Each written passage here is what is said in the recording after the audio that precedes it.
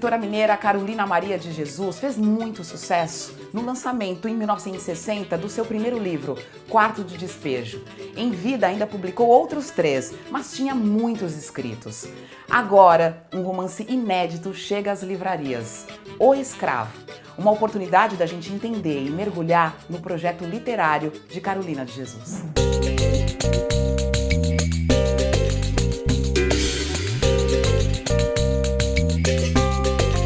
Esse é um romance que nos desloca para a sala de visitas, né? É um romance em que a gente vai acompanhar a história de duas famílias de classes sociais distintas, em que há um envolvimento amoroso, né, muito intenso entre primos. E ao longo do romance a gente vai acompanhando os conflitos que vão envolver não só essa relação conflituosa e difícil de se materializar no casamento entre Rosa e Renato, mas também as desilusões, ambições, tristezas e dores de pessoas que compõem essas duas famílias. E duas famílias que não são racializadas no livro, mas que podemos imaginar que se trata de duas famílias brancas. Porque a Carolina tem sempre um gesto de racializar os personagens em suas obras, nos diários, o pretinho, o pretinho, a pretinha, né? E nessa obra não há essa racialização. A senhora é quem sabe de sua vida. O que eu posso dizer-te é que os nossos atos e as nossas ações que praticamos, uma parcela sempre aloja-se na nossa mente. E a mente culpada é um juiz que nos rouba a tranquilidade. E justamente a partir de uma obra chamada O Escravo, que o leitor, no primeiro momento, pode pensar que se trata de uma obra ambientada na escravidão ou que toca na história de um homem negro no pós-abolição.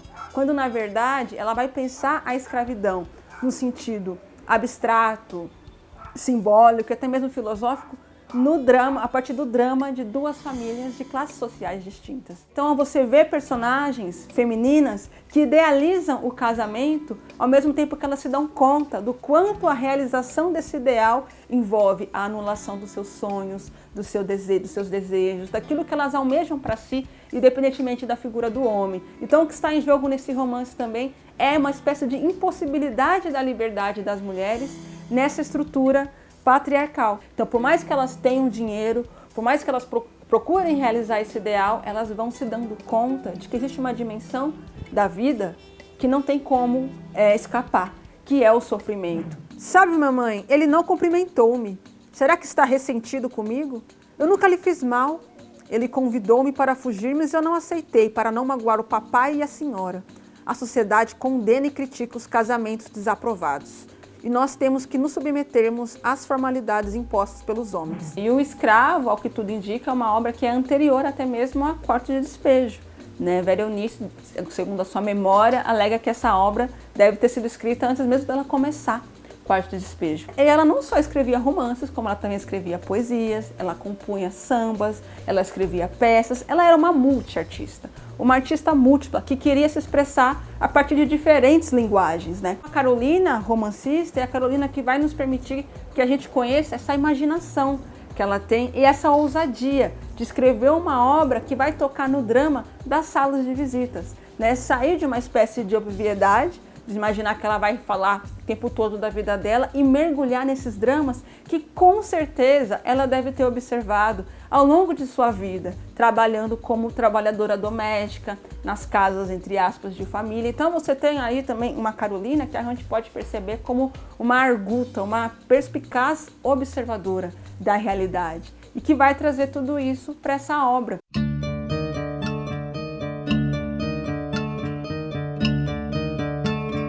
E essa edição tem algo muito emocionante. As primeiras páginas, a gente tem contato com a escrita da Carolina, com a letra dela, com as primeiras páginas do livro aqui.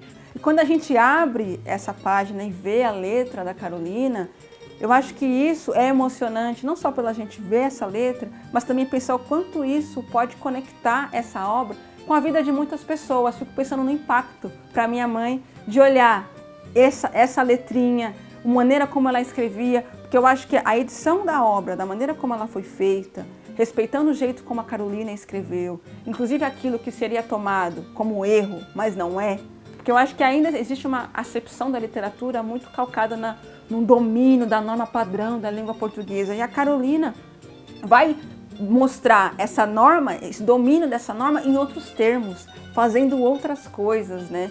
E escrevendo uma história que nos fascina. Então eu penso que essa obra tem um caráter assim transformador. Eu acho que o livro vai trazer também algumas outras reflexões sobre esse papel de mãe, essa relação entre mãe e filho, várias questões que nos afligem ainda hoje, mesmo no contexto de mais direitos, de uma maior liberdade das mulheres.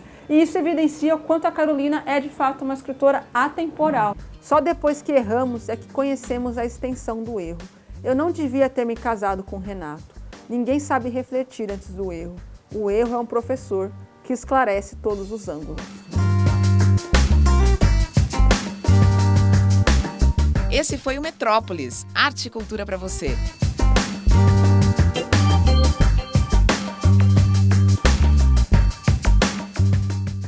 Cultura e entretenimento? Pronto, você está no lugar certo, Metrópolis Programa. Agora segue a gente, clique no sininho, dá um like e aí você fica por dentro de todas as novidades. Tô te esperando.